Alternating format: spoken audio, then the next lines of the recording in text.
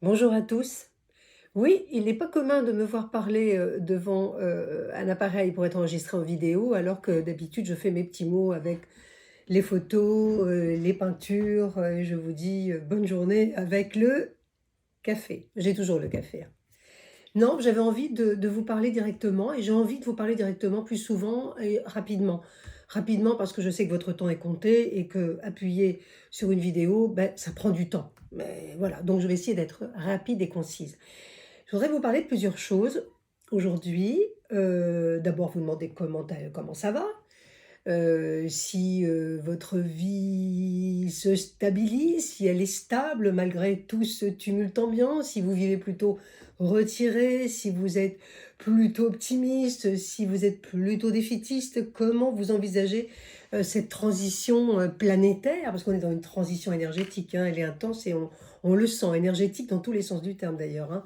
Les énergies qui font vivre et font tourner, nos moteurs et puis les énergies qui nous font tourner également, hein, et tout change, hein. Il va falloir s'adapter à tout un tas d'autres paramètres qui vont arriver avec ce changement climatique. Alors justement, on me dit: «Mais ça va durer combien de temps?» Ben oui, ça va durer assez longtemps. C'est-à-dire que là, on est parti pour un changement climatique qui, lui, a commencé, beh, sa progression. Donc elle va durer, quelques centaines d'années, c'est sûr, hein. Et puis, nous sommes partis dans une crise, planétaire, de société, qui va durer aussi, quelques années. On est parti, allez, moi je dirais 25 ans, c'est ce qu'on me dit, hein, dans mes connexions, dans mes informations. On me dit 25 ans. 25 ans, c'est une génération. Il faudra bien ça pour remettre, tout en ordre parce que là, on est un tout petit peu perdu et toutes les valeurs sur lesquelles on avait tablé nos vies sont en train de s'envoler. On ne sait plus trop sur quoi on repose et on est un peu perdu, hein. Les choses perdent de leur saveur, de leur valeur et de leur importance. Les choses que l'on pensait acquises à jamais, ben non, elles s'envolent. Tout est fatigué, notre système est fatigué et ça a toujours fonctionné comme ça. Quand un système est fatigué, eh bien, il s'écroule et l'humanité doit reconstruire derrière. Alors ne vous en faites pas, nous on ne sera peut-être plus là, mais ce sera reconstruit. On va reconstruire et les générations qui viendront vont reconstruire. Ah, moi, on me dit souvent, vous savez, j'ai très très peur pour mes enfants, pour mes petits-enfants qui naissent, qu'est-ce qu'ils vont devenir dans ce monde? Mais vous inquiétez pas. Eux, ils naissent déjà configurés. Pardonnez-moi cette comparaison avec un ordinateur, mais c'est vrai qu'ils ont déjà toutes les possibilités de faire face au monde qui est devant eux et ils sont armés pour le changer. Chose que nous qui avons vécu des transitions et plusieurs sociétés en même temps, heu, ne sommes plus capables de faire. Nous sommes trop attachés à notre passé, à nos années de bonheur, à nos années tranquilles et c'est très compliqué pour nous de prendre à bras le corps, les problèmes qui arrivent et d'amorcer le changement. C'est compliqué. Je ne dis pas que c'est pas faisable, je dis que c'est plus compliqué pour les vieilles générations. Les jeunes trouveront toujours, la manière de changer cette société, ne vous en faites absolument pas. Je pense que toutes les générations, nos ancêtres, nos grands-parents, nos arrière-grands-parents pensent à la même chose à notre sujet en disant: «Pauvre enfant, quel monde va-t-il affronter?» Ben oui, et on l'a affronté, voyez? Alors, dans cette transition, il y a évidemment une explosion, de la conscience, mais je dirais de la conscience un peu superficielle quand même. On n'est pas au cœur de la conscience, elle s'entrouvre à peine et elle est déjà soumise à plein de commerces, de commerçants qui viennent proposer des services, dits spirituels, qui ne le sont pas vraiment. C'est du démarchage. Bon, je fais une petite incursion dans mon fameux site qui ne l'est pas, hein, sur internet. Le site Patricia Daré n'est pas le mien, je vous le redis tout net quand même. Mais ces gens, que j'ai beaucoup de peine à faire supprimer, dans leur existence virtuelle, continuent de faire des victimes. Donc le site, je dis bien le site, pas la page Facebook, le site Patricia Daré n'est pas à moi, donc n'y allez pas. Comment reconnaît-on le site Patricia Daré ou la page Facebook? Je ne demande pas d'argent. Donc à partir du moment où quelqu'un se revendique comme étant moi-même et vous demandant de l'argent, ça peut pas. Ça ne matche pas, ça ne peut pas se passer comme ça. Voilà, je referme la parenthèse. Et je parlais de ce commerce. Oui, il y a beaucoup de choses. Il y a beaucoup de choses qui sont connectées avec pas forcément des sources qui sont fiables. Vous savez, la connexion avec l'au-delà, oui, mais on n'est pas tous connectés aux mêmes sources. Il y a des gens qui me disent: «Moi, je suis très connecté» et je pose toujours la question: «Mais à qui? À quoi?» Parce que il y a plein de choses qui peuvent aussi être trompeuses. Il y a des gens qui sont persuadés d'être en contact avec des entités qui elles-mêmes se présentent comme étant des personnages. Alors moi, ça m'est arrivé, mais il faut avoir avant, de dire que c'est bien le personnage, des confirmations, mais des confirmations qui vont au-delà d'un mot sur un papier. Il faut que ce soit vraiment confirmé, vraiment mis à l'épreuve, pour être sûr que la personne qui vous parle est bien la personne qui vous parle. Il faut la mettre à l'épreuve. Il faut chercher des preuves qui ne sont pas forcément dans votre tête. L'esprit qui vous parle en écriture automatique, ou je ne sais pas, en spiritisme, je ne sais pas par quel mode, par quelle voie, s'empare de vos pensées souvent. Il contrôle vos pensées, il utilise votre vocabulaire. Donc il va forcément utiliser des choses qui vous sont connues et connues que de vous. Mais ce n'est pas un gage. Donc il faut chercher d'autres confirmations que les choses connues que de vous. Il faut des confirmations extérieures par des choses que vous ne savez pas, pour bien être sûr de l'identité de l'esprit qui s'adresse à vous.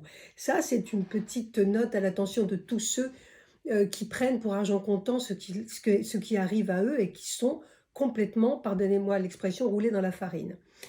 Hem, donc soyez toujours prudents. Ne prenez pas ce qui arrive de l'invisible parce que ça arrive de l'invisible comme étant fiable, comme étant heu, bon, comme étant bienveillant. Ça peut être aussi tout le contraire.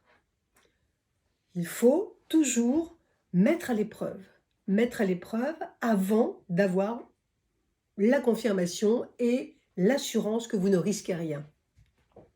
Que risque-t-on avec une mauvaise connexion à l'invisible? Ben, on risque déjà de perdre, d'abord sa santé. Alors ça commence par l'énergie.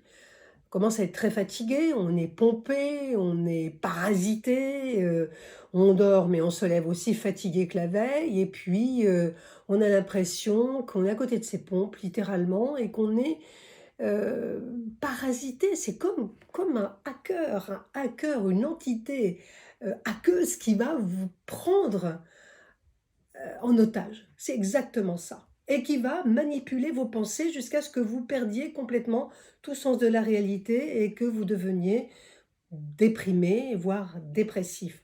Donc c'est pour ça que les conséquences sont très et je vous expliquerai dans d'autres vidéos des exemples concrets. Là, aujourd'hui, c'est notre première vidéo, des dernières nouvelles, donc on va être assez vague.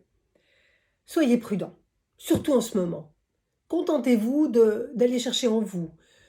Si vos défunts ont quelque chose à vous dire, c'est pas forcément par écriture automatique, c'est pas forcément par des messages, c'est aussi par des impressions, des sensations que vous allez ressentir en vous et qui sont bien plus fiables.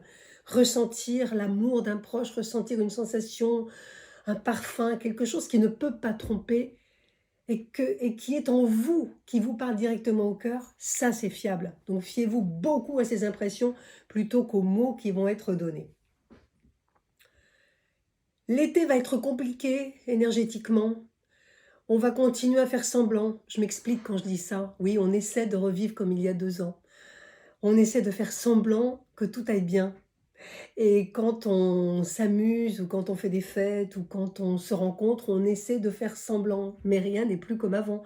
Les 2 ans de covid, les 2 ans de confinement, les 2 ans de division qui ont existé nous ont un tout petit peu sonné. On est un peu KO et alors même si on a envie, de revivre, des choses comme avant, on peine à s'accrocher à l'avant.